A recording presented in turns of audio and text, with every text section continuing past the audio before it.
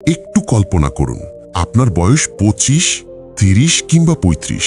চারপাশে দেখেন কেউ বাড়ি কিনে ফেলেছে, কেউ গাড়ি নিচ্ছে, কেউ আবার ব্যবসা শুরু করেছে।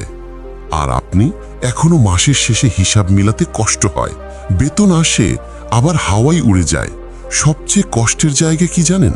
আপনি পরিশ্রম কম করেন না, আপনি বোকাও না, আপনি চেষ্টা করেন, কিন্তু তবুও জীবনে অর্থনৈতিক স্থিরতা আসে না।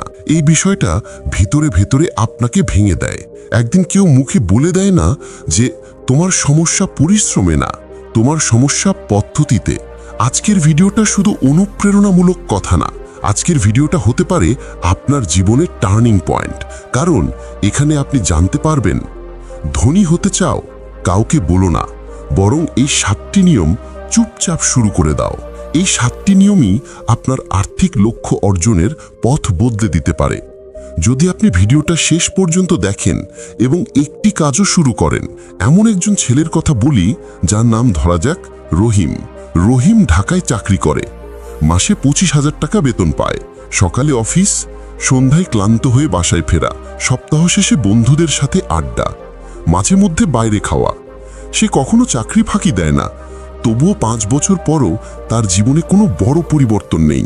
একদিন সে নিজের পুরনো নোটবুক খুলে দেখে সে গত 5 বছরে 15 লাখ টাকার বেশি ইনকাম করেছে। তাহলে সেই টাকা গেল কোথায়? এই প্রশ্নটাই ছিল তার জীবনের সবচেয়ে গুরুত্বপূর্ণ মুহূর্ত। সেই দিনের পর থেকেই সে ধীরে ধীরে নিজের জীবন পাল্টাতে শুরু করে। সে শুধু টাকা কামানোর উপায় নয়, সে শিখেছিল টাকাকে কিভাবে নিয়ন্ত্রণ করতে হয়।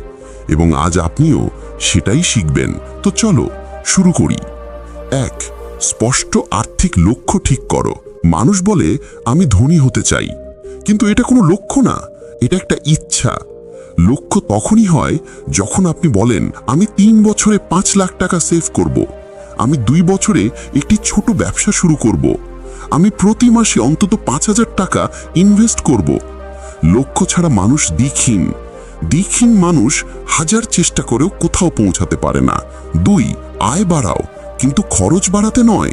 গরিব মানুষ আয় বাড়লে ভাবে যে এখন আমি ভালো মোবাইল কিনবো, এখন আমি দামি পোশাক পরব। আর ধনী মানুষ আয় বাড়লে ভাবে আমি এই টাকা দিয়ে কি তৈরি করতে পারি। আপনার একটা প্রশ্ন নিজেকে করুন, আপনি কি আয় বাড়লে খরচ বাড়ান নাকি ভবিষ্যৎ বাড়ান? এটাই দ্বিতীয় নিয়ম। 3. আগে নিজেকে টাকা দাও, তারপর দুনিয়াকে। ধরা যাক আপনার বেতন 20,000। বেতন পাওয়ার পর আপনার কাজ হওয়া উচিত 1. আগে 2,000 টাকা উঠিয়ে আলাদা রাখা। 2. তারপর বাকি 18,000 দিয়ে মাস চালানো। এটাকে বলে পে ইয়োরসেলফ ফার্স্ট। আপনি যদি নিজেকেই আগে না দেন, টাকা আপনাকে কখনো গুরুত্ব দিবে না। 4. একটি মাত্র আয়ের ওপর নির্ভর করো না। একটা চাকরি, একটা ব্যবসা, একটা ইনকাম, আর সব ভরসা সেই একটার উপর। এটা আর্থিক আত্মহত্যার মতো। আজকের দুনিয়ায় কমপক্ষে 2-3টা আয়ের উৎস থাকা বাধ্যতামূলক। যেমন ছোট অনলাইন কাজ, পার্ট টাইম কাজ, স্কিল থেকে ইনকাম, ইনভেস্টমেন্ট, ইউটিউব বা ফেসবুক বা ফ্রিল্যান্সিং। যার একটা ভেঙে যাবে, অন্যটা আপনাকে বাঁচাবে। 5. টাকাকে কাজে করাও। শুধু কাজ করে আয় করো না। আপনি কাজ করলে ক্লান্ত হবেন, কিন্তু টাকা ক্লান্ত হয় না। টাকাকে কাজে লাগাও। সঞ্চয়, ইনভেস্টমেন্ট, ছোট ব্যবসা, স্কিল ডেভেলপমেন্ট। যারা আজ ধনী তারা টাকা জমায়নি, তারা টাকা দিয়ে ব্যবস্থা তৈরি করেছে। 6. অর্থনীতি শেখো।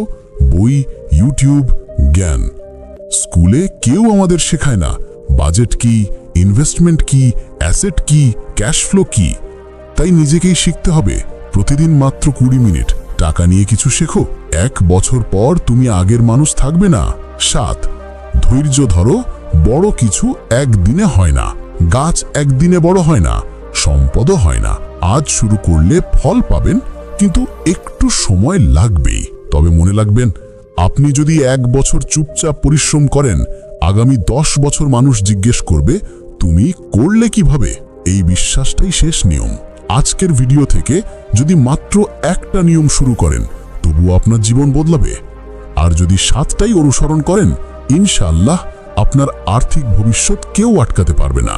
ধনী হতে কাউকে বলা লাগে না, শুধু চুপচাপ নিয়মগুলো শুরু করতে হয়। আজ যদি আপনি নিজেদের জন্য সময় আর সিদ্ধান্ত না নেন, আগামী 10 বছরে শুধু আফসোস থাকবে।